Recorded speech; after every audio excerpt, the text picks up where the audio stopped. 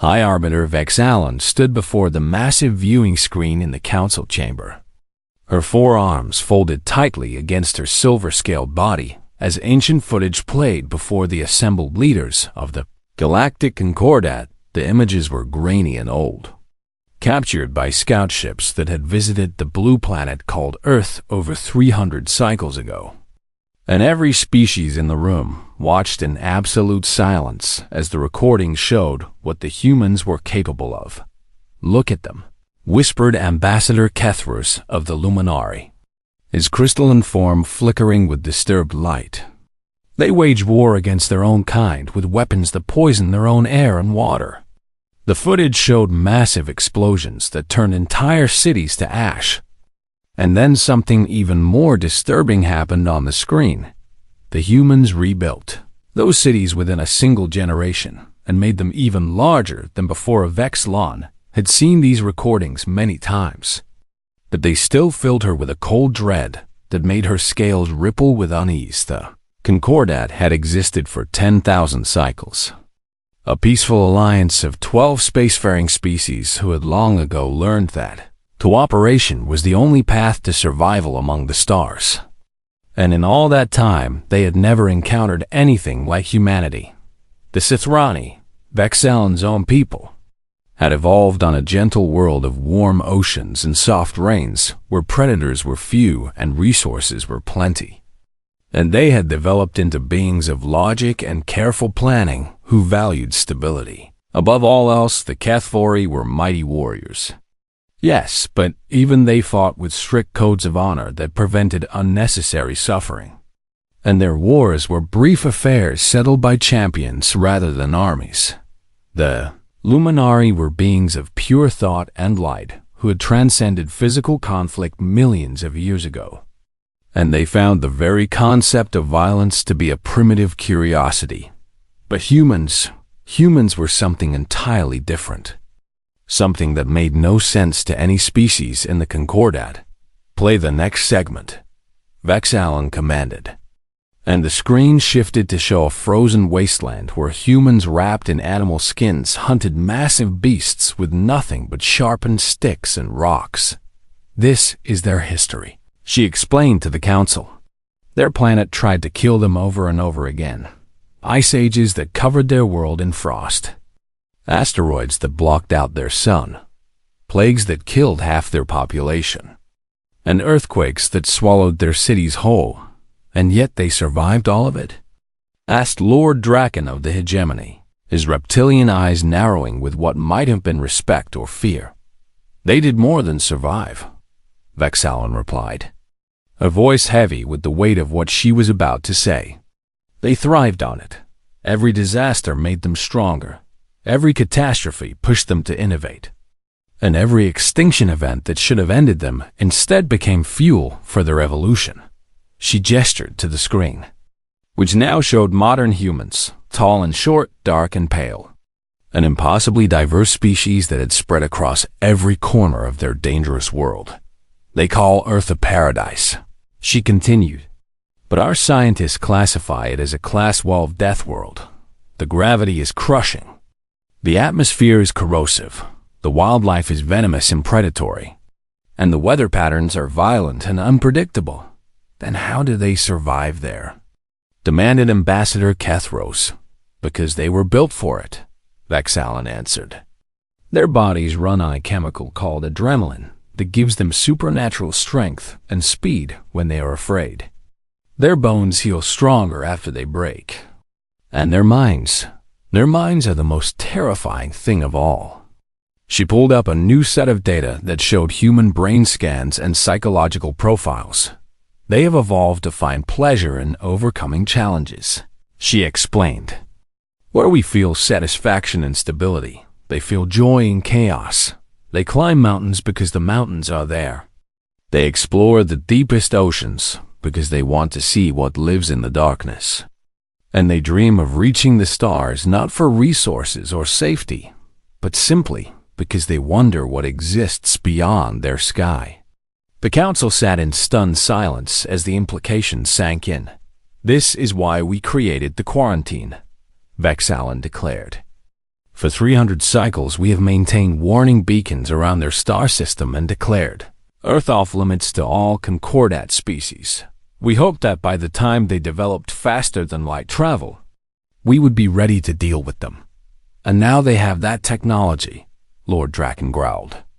Our scouts detected their first test flights last cycle.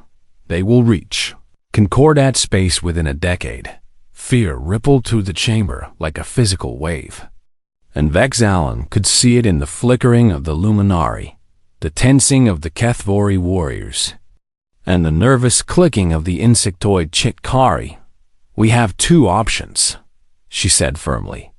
We can attempt to contain them with military force, though I warn you that our projections suggest they would view this as a challenge rather than a deterrent.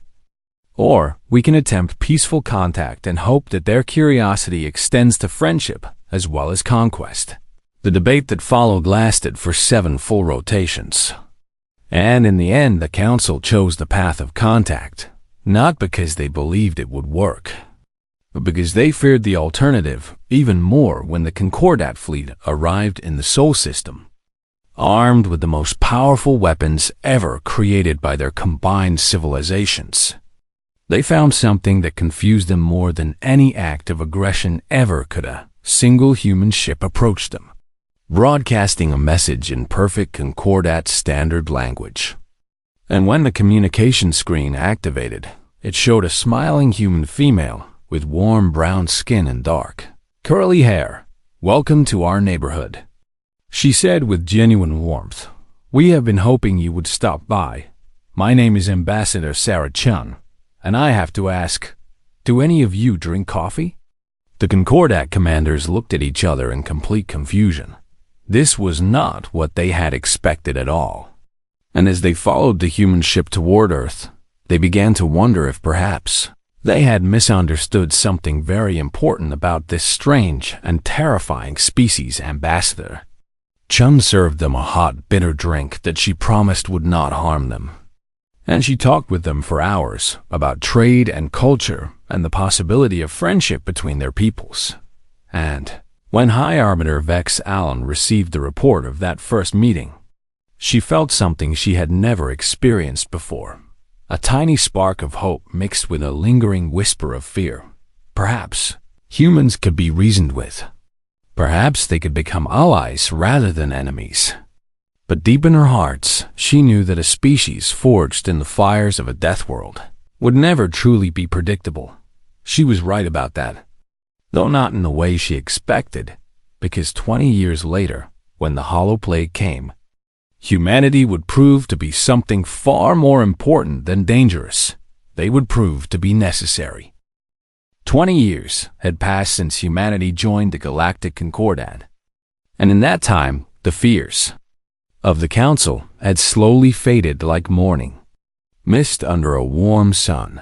The humans had proven themselves to be enthusiastic traders who brought strange and wonderful goods from their death world, spices that made Sithrani taste organs sing with pleasure, fabrics softer than anything the Luminari had ever touched, and music that could make even the stern HFY warriors tap their clawed feet in rhythm. They were mediocre diplomats who often said exactly what they were thinking at the worst possible moments. But somehow their honesty was refreshing in a galaxy full of careful political games, and they were surprisingly good neighbors who seemed genuinely happy just to have friends among them. Star's High Arbiter Vex Allen had grown old in those 20 years. Her silver scales now touched with white, but she still led the Council with the same careful wisdom that had guided her people through the dangerous early days of first contact. She had almost forgotten why they had ever feared humanity at all then. The Hollow Plague arrived, and everything changed. It came from the galactic rim, from a region of space so distant that no Concordat ship had ever traveled there. And at first the reports seemed like some kind of mistake. A colony world in the outer territories had gone silent. Not destroyed, not attacked, just silent. When the rescue ships arrived, they found something that made no sense to anyone who saw it. The colonists were alive and healthy. their bodies showing no signs of disease or injury. But they were not moving. Millions of Sithrani sat in their homes and workplaces, staring at nothing, responding to nothing, simply existing without any apparent desire to do anything else. They have lost the will to live, the medical teams reported with growing horror. They do not eat unless we feed them. They do not speak unless we ask them direct questions. And even then their answers are empty and meaningless. The plague spread faster than any disease in recorded history, jumping from world to world through means that no scientist could explain. And within months, it had reached the core worlds of every major concordat species. The Sithrani were hit hardest because their perfect immune systems, evolved in sterile environments where disease was rare, had no defense against a pathogen that attacked the mind rather than the body. Vex'Elan watched her own people fall one by one, and the horror of it was unlike anything she had ever imagined. Her assistant Kethros, who had served her faithfully for 50 years, simply stopped coming to work one morning. She found him sitting in his quarters, staring at a wall. And when she asked him what was wrong, he looked at her with empty eyes and said words that would haunt her forever. "What is the point?" he asked. "We work and we strive and we build, but for what purpose? In the end, we all die and everything we create will turn to dust. Why should I bother continuing when the result is always the same?" She tried to argue with him, tried to remind him of all the good things in his life. But her words bounced off him like rain off stone. He did not disagree with her. He simply did not care. The HFY warriors, once the mightiest fighters in the galaxy, laid down their weapons and refused to train the Luminari, beings of pure logic and light, dimmed until they were barely visible, and stopped contributing to the great calculations that had guided their species for millions of years. The Draconid hegemony, proud rulers of 100 worlds, watched helplessly as their people stopped reproducing because they could not see any reason to bring new life into a universe that would eventually end. And in the council chamber, the leaders of 12 great civilizations sat in silence, because none of them could think of anything to say. Vex'Elan felt the plague touching her own mind now, a cold whisper that crept into her thoughts during quiet moments and asked her terrible questions. Why fight this disease when you cannot win? Why lead your people when there is nowhere left to lead them? Why continue breathing when each breath only delays an inevitable end? She recognized the danger of those thoughts. But recognition was not enough to stop them. Her species had never evolved to fight this kind of enemy, because they had never needed to. Their world had been gentle and kind.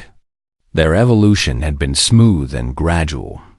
And they had never developed the mental tools required to push back against despair and desperation. She called a meeting of whatever. Council members could still function. And she asked the question that had once been unthinkable. "We must contact the humans," she said, her voice trembling with a mixture of hope and shame. "They are our only chance." "The humans?" croaked Lord Draken, his once powerful voice now weak and hollow. "What can they possibly do that we cannot?" "I do not know," Vex'Elan admitted. "But I remember the reports from our scouts. I remember what we learned about their history, about their death world, about the endless disasters that shaped their species." She pulled herself to her full height, fighting against the weight of hopelessness that pressed down on her shoulders. "They have faced extinction 100 times and survived," she continued. "They have watched their civilizations crumble and built new ones from the ashes. If any species in this galaxy knows how to fight against the urge to give up, it is humanity." The message she sent to Earth was simple and honest, stripped of all diplomatic formality. "We are dying," she wrote, "not from wounds or disease of the body, but from something that kills the spirit and leaves the flesh intact. We cannot fight this because we have no experience with struggling against hopelessness itself. Please, if you can help us, come quickly." The human response arrived within a single hour. And it was even simpler than her plea. On our way, it read, "Hold the line and do not give up. We have been fighting hopelessness since we crawled out of the caves. And we are very good at it." Vexilin did not understand what that message meant. But for the first time in months, she felt something stir in her chest. It was small and fragile. Barely a spark in an ocean of darkness, but it was there. She held onto it with everything she had. And she waited for the humans to arrive. She did not know it yet. But that tiny spark was exactly what humanity would teach the galaxy to find within themselves. The stubborn, defiant, irrational refusal to surrender, even when every logical argument said there was no point in continuing. The humans had a word for it that did not translate well into any concordat language. They called it hope. The first human ship arrived at the Sithrani homeworld 3 days after Vexilin sent her desperate message. And what emerged from its landing bay was not an army of soldiers or a team of scientists with advanced equipment. It was a small group of humans carrying nothing but datapads and gentle smiles. Their leader was a woman named Dr. Elena Vasquez, a small human with gray-streaked hair and warm brown eyes that seemed to see right through whatever she looked at. "Take me to your hospitals," she said to the Sithrani officials who met her at the landing pad. "I need to see the infected for myself before I can help." What she found there would haunt her dreams for the rest of her life. But not because of death or suffering in the traditional sense. The hospitals were full of perfectly healthy Sithrani who sat in their beds and stared at nothing. Their bodies functioning normally, while their minds had simply stopped wanting to function at all. Elena walked among them, speaking softly, asking questions, and listening carefully to the answers that came in flat and empty voices. "I used to be a teacher," one Sithrani told her.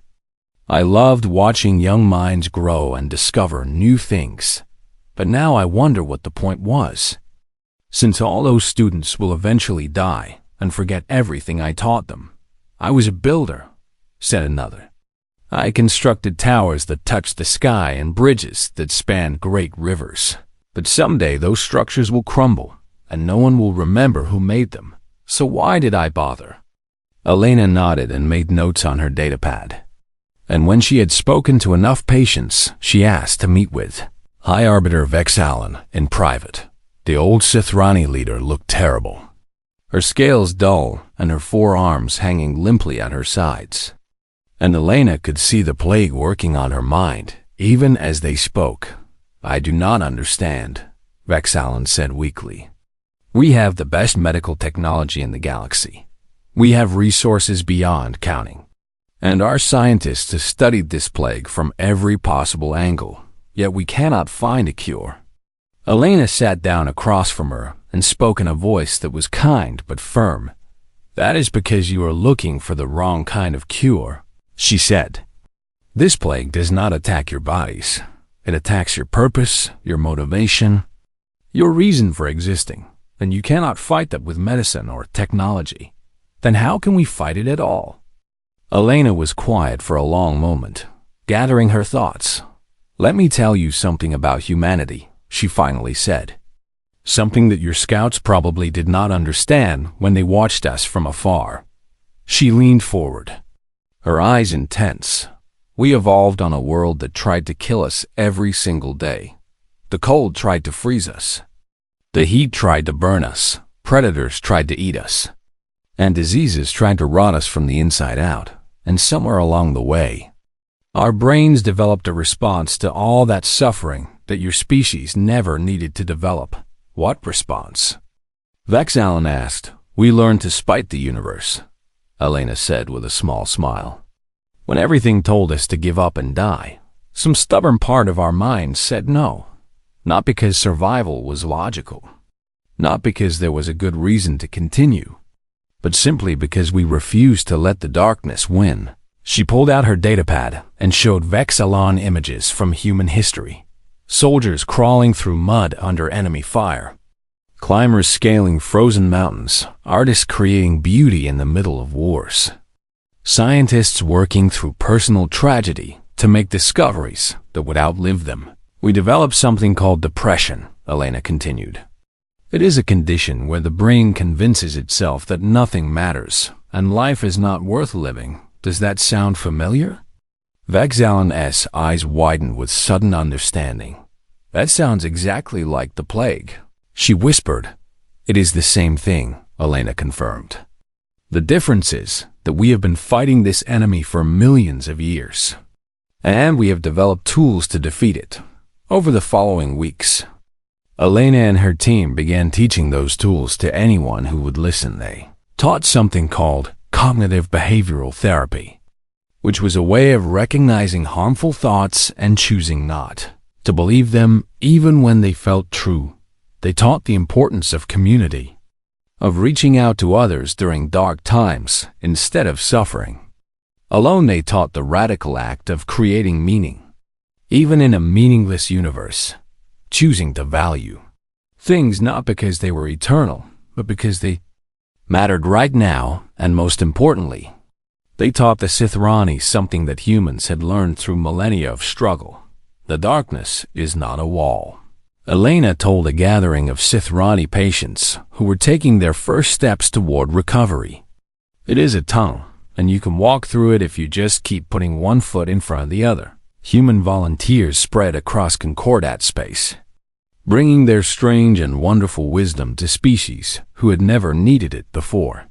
Therapists and counselors sat with infected aliens and listened, without judgment, then gently challenged the lies that the plague whispered in their minds. Veterans of mental health battles shared their own stories of falling into darkness and climbing back out, showing the Concordat species that recovery was possible. Artists and musicians performed works that had been created in the depths of human despair, songs about loss and survival, paintings that turned pain into beauty, stories about heroes who found reasons to continue when all hope seemed lost. The HFY warriors were introduced to the concept of a battle buddy, a companion who would watch for signs of struggle and provide support. Without judgment, the Luminari, beings of pure logic, discovered that human art could trigger something in their crystalline minds that no equation had ever achieved. An irrational desire to exist and create that defied all logical analysis, and slowly, painfully, one patient at a time, the Concordat began to heal. Vexalan was among the first to recover, guided by Elena's patient teachings through the darkest passages of her own mind. I still hear the whispers sometimes, she admitted to Elena near the end of her treatment. The plague tells me that nothing matters and I should stop trying. But now I know what to say in response. What do you say? Elena asked at Vexalan's. Scales rippled with something that might have been the Sithrani equivalent of a smile. I say that I do not care if nothing matters in the grand scheme of the universe, she answered. I matter to myself, and that is enough. I choose to live not because life is logical, but because I am too stubborn to let the darkness win. Elena laughed and took the old alien's hand in her own. Now you understand, she said. Welcome to the human way of thinking. It is not always pleasant, but it works, and across the galaxy. Millions of aliens who had never known despair learned the most human lesson of all sometimes. The only reason to keep going is because you refuse to stop. 10 years had passed since humanity answered the Concordat's desperate call for help, and the galaxy had changed in ways that no one could have predicted. The hollow plague still existed.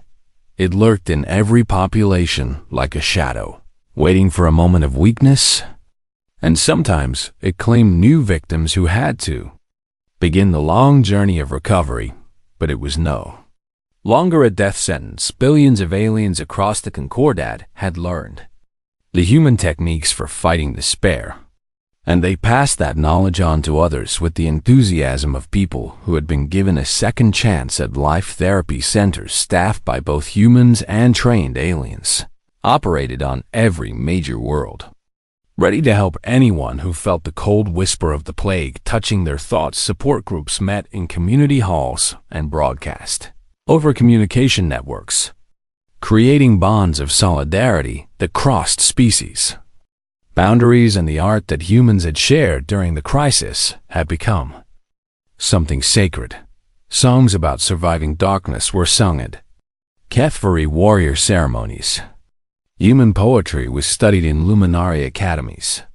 And Sithrani children grew up reading stories about heroes who chose to hope, even when hope seemed foolish. High Arbiter Vexilon stood before the Galactic Council once more. But this time, the mood in the chamber was very different from the fear-filled meetings of old. This time, the mood in the failed meetings of old in the chamber was very different from the fear-filled meetings of old. Representatives of 12 species looked at her with respect and attention. Their minds clear and their spirits strong.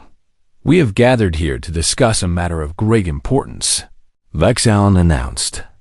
"In the 10 years since the Hollow Plague first appeared, we have learned something uncomfortable about ourselves." She paused, letting her words sink in. "We cannot survive without humanity," she said simply. The statement hung in the air, and no one argued because everyone knew it was true. The Sithrani need human counselors embedded in our government, our schools, and our hospitals, Vexilon continued. "Without them, we would not recognize the early signs of the plague's return, and we would not know how to respond when it appears." Ambassador Kethros of the Luminari stepped forward. His crystalline form shined brighter than it had in years. "The Luminari require human art and music to be broadcast throughout our networks at all times," he admitted.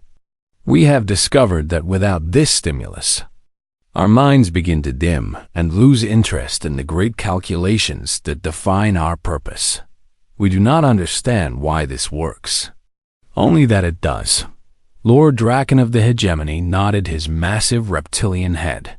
"My warriors now follow the human doctrine of mental health support," he rumbled. "Every unit has trained counselors, every veteran has access to treatment. And we have adopted the human concept of talking about feelings, even though it still feels strange to our traditional culture. The results speak for themselves.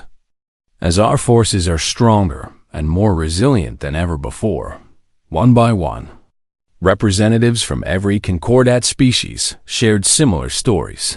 The insectoid Chitkari had integrated human community-building techniques into their hive structures, creating support networks that prevented isolated individuals from falling into despair. The aquatic Delosians had developed underwater versions of human group therapy, with trained facilitators guiding struggling individuals through the dark waters of their own minds.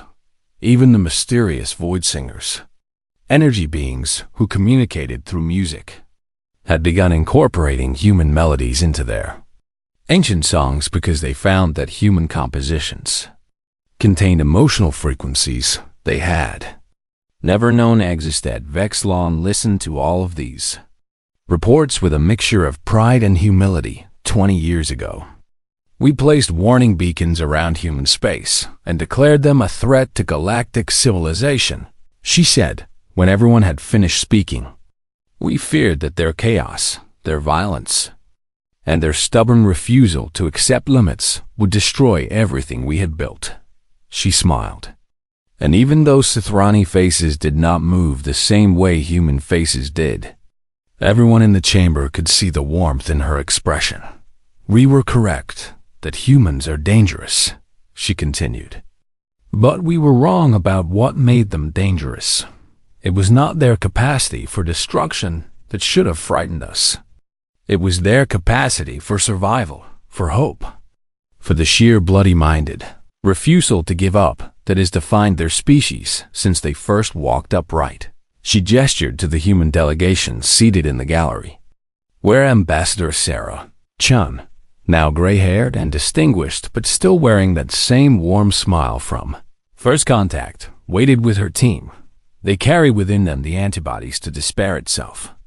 Vexilon declared, their suffering made them strong in ways we could never understand. And when our civilizations faced their greatest challenge, they reached out and shared that strength freely. She straightened to her full height and spoke the words she had practiced for months. I hereby propose that the Galactic Concordat formally invite humanity to join our alliance, not as probationary members, not as quarantine dangers, but as essential partners without whom we cannot hope to survive. The vote was unanimous, Ambassador. Chun walked down from the gallery to stand beside Vex'Alan. And when she spoke, her voice was thick with emotion. When your scouts first watched us from afar, they saw a species born in suffering, she said. They saw us fight and die and struggle against a universe that seemed determined to destroy us. They thought this made us monsters. She looked around the chamber at the assembled representatives of 12 alien civilizations. Perhaps they were right, she admitted. But if we are monsters, we are monsters of hope. We learned how to survive the darkness because we had no other choice. And now we can teach others to do the same. She raised her hand in the human gesture of greeting. On behalf of humanity, I accept your invitation with gratitude and humility, she said. We are honored to be your partners, your teachers, and your friends, and I promise that whenever the darkness threatens any of your peoples, we will be there with a light to guide you through. The chamber erupted in whatever sounds of celebration each species used to express joy. And for a moment, the fear and despair of the past decades seemed very far away. Later that evening, Vex'Alan and Chun sat together on a balcony overlooking the great city that served as the Concordat's capital. I want to thank you, Vex'Alan said quietly, not just for saving our peoples, but for showing us a truth we had never understood. What truth is that? Chun asked. That perfection is not strength, Vex'Alan replied. We thought our stable worlds and peaceful. History's made us superior to younger species. Like yours, we believed that avoiding suffering was the same as being wise. She shook her head slowly. We were wrong. You are stronger than us precisely because you have suffered. And you are wiser than us precisely because you have failed. Your scars are not weaknesses. They are proof that you have faced the worst the universe can offer and chosen to continue. Anyway, Chun was quiet for a long moment, staring at the alien stars. We never thought of it that way, she finally said. To us, our history of struggle and pain has always been a source of shame. We thought more advanced species would look down on us for being so primitive and violent. Vex'Alan reached out and touched Chen's shoulder with one of her 4 hands. Never be ashamed of what made you who you are, she said. The galaxy needs humans exactly as they are, stubborn, chaotic, emotional, and absolutely refusing to let the darkness win. Chun laughed softly. Well, when you put it that way, it almost sounds like a compliment. It is the highest compliment I know how to give, Vex'Alan replied. Welcome to the Concordat, Ambassador. We are grateful to have you, and somewhere in the vast darkness of space, on 100 worlds scattered across the galaxy, aliens who had once feared humanity now slept peacefully knowing that if the darkness ever returned, their human friends would be there to help them find the light. 100 years had passed since humanity joined the Galactic Concordat, and the young Sithrani diplomat named Kethval often wondered what life must have been like before humans walked among the stars. She had been born long after the Hollow Plague, raised on stories of the Great Darkness that had nearly consumed her people and the strange aliens from a death world who had taught them how to survive, but stories were not the same as living through those terrible times. And sometimes she struggled to understand why her elders spoke of humans with such reverence. That changed the day she was assigned to work alongside James Martinez, a human diplomat who had become her partner and her friend. They met for the first time on a space station orbiting a neutral world. And Kethval's initial impression of him was confusion. He was not particularly tall or strong by human standards. His hair was going gray at the temples, and he laughed at jokes that she did not understand. You seem disappointed, he observed after their first meeting. Were you expecting something more impressive? Kethval's scales flushed with embarrassment. I apologize, she said quickly. I have heard so many stories about humans that I suppose I expected you to be larger than life. James smiled warmly. That is the problem with stories, he said. They make everything seem grander than it really is, in truth.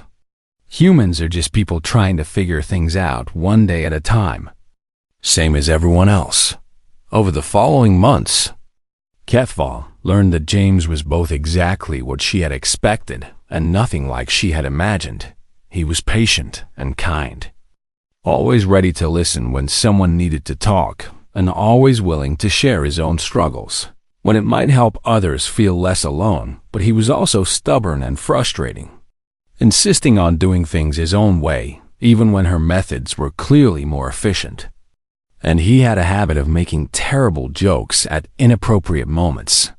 Why do you always make light of serious situations? She demanded one day after he had told a ridiculous pun during a tense negotiation. James shrugged. Because laughter is how humans cope with stress, he explained. If we take everything too seriously, the weight of it crushes us. Humor helps. U.S. carry burdens that would otherwise be too heavy to bear. She did not understand at first, but over time she began to see what he meant. The galaxy was not an easy place to live.